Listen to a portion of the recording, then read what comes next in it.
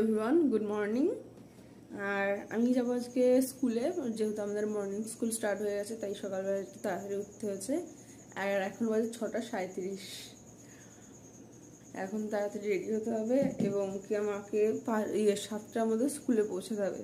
চলো রেডি হওয়া দেখাই। কালকে রাত্রেবেলায় গুছিয়ে রেখেছিলাম, রেডি। একটু প্রেস করে নিতে হবে কারণ একটু কুচকে গেছে, তাই সেট করতে সব থেকে বেশি ঝামেলা হয়।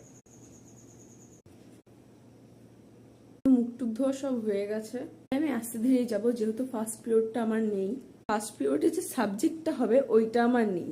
এখন আমি একটা ওষুধ খেয়ে নেবো, যেহেতু সকালবেলা আমার একটা ওষুধ থাকে। হয়ে গেছে স্কুলের জন্য পুরোপুরি রেডি, দেখো। আর আমার বইয়ের ব্যাগও রেডি আছে, আর এই জলের বোতল আমি রেডি করে নিলাম। আর এটাতে আমি 12 মাস জল খাই, কারণ একটা মাপ আছে এটার।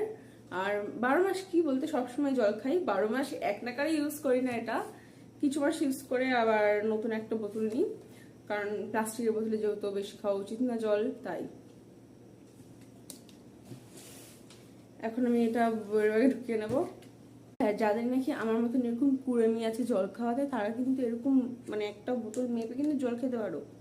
মানে সারাদিন তোমার এই বোতলটা কমপ্লিট করতে হবে, এরকম একটা টার্গেট রাখতে পারো। তো আমি রেডি হয়ে গেছি স্কুলে যাওয়ার জন্য।